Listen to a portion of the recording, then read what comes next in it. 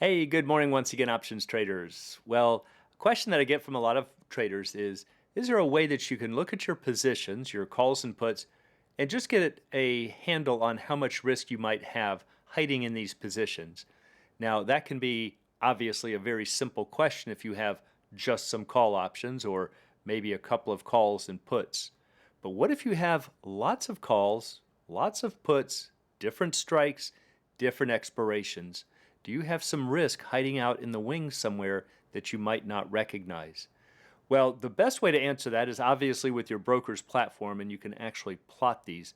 But there's a really neat little trick you can do to at least gauge the extremes, and that is called the net contract exposure.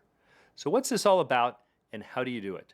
Well, let's go find out. As always, before we do, please be sure to click like and subscribe.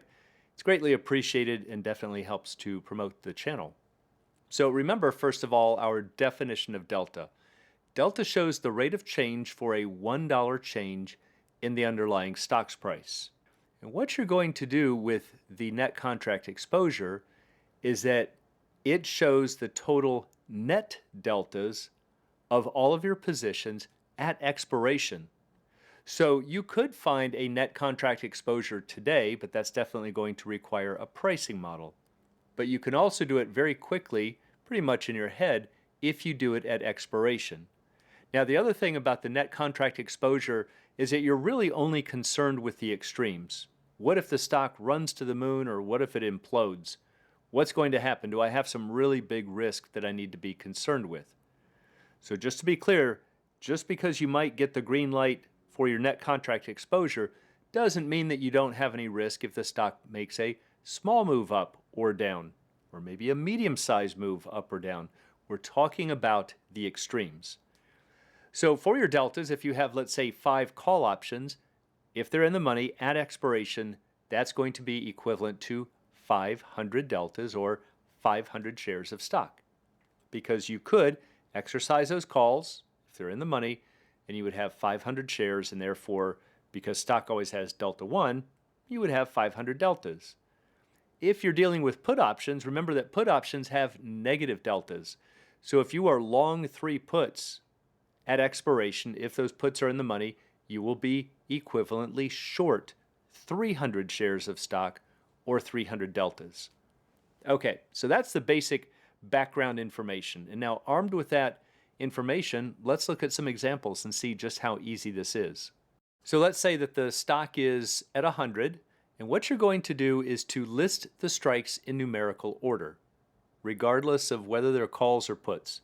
So let's say that you're long 5 of the 110 calls, you're long 10 of the $100 calls, short 3 of the $90 puts, and long 7 of the $85 puts.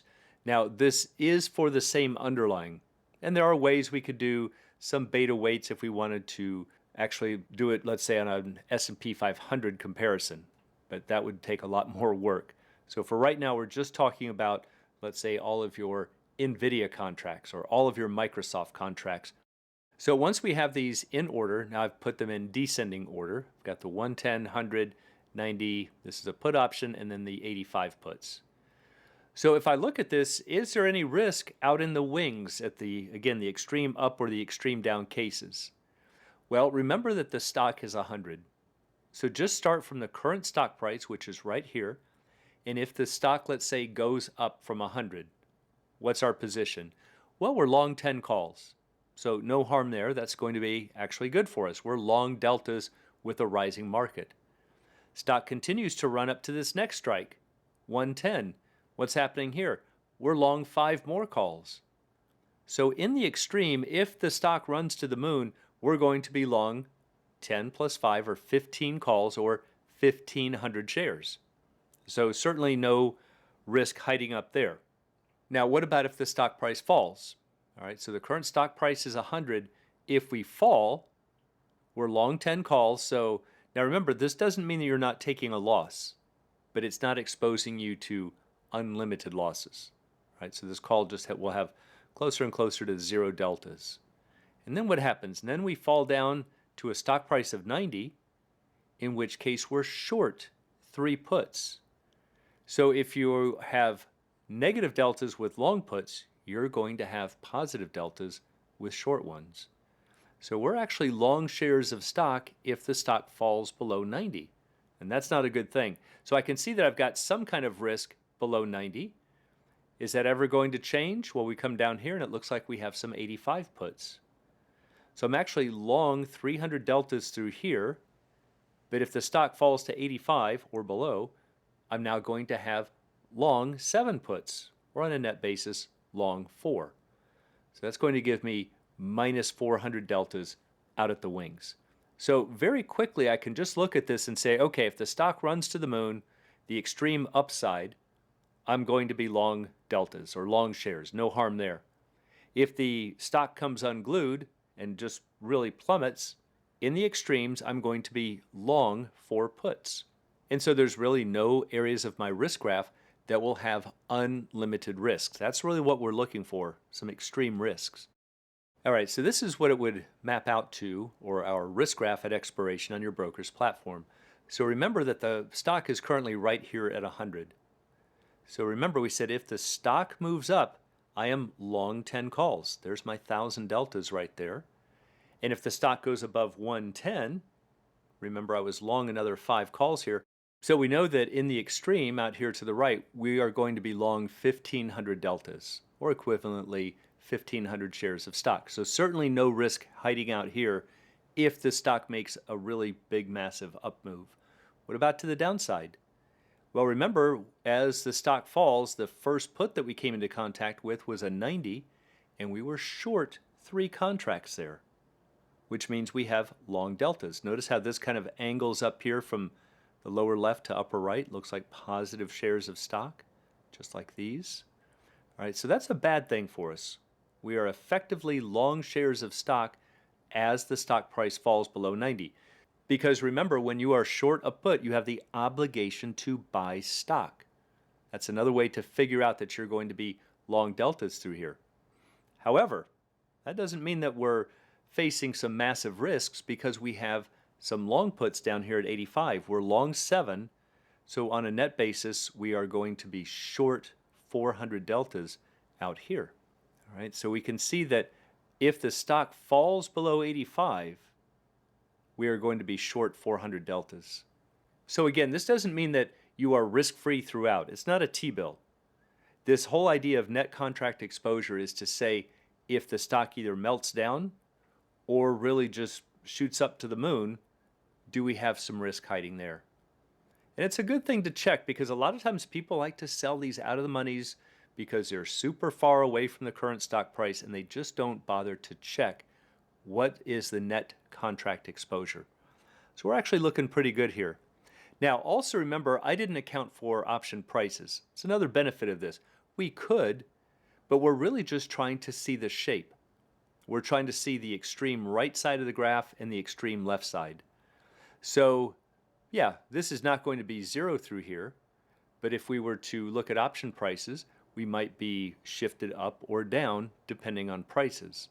But it still doesn't change our answer. We still have no risk out here to the far right, and we have no risk out here to the far left. Okay, so now that you hopefully have the hang of that, let's try example number 2. We'll keep the stock at 100, but now we're going to be long 5 of the 110 calls, short 7 of the hundreds, long 3 of the 90 puts, and short 7 of the 85 puts. So see, when I look at this, I can immediately see the sketch of this risk graph at expiration. So how are we going to do that slowly? Well, the stock is 100, so let's start here. I'm short 7 calls, so that's a bad thing for me. I am short shares of stock if the stock rises. However, if the stock goes above 110, I'm now long 5 calls.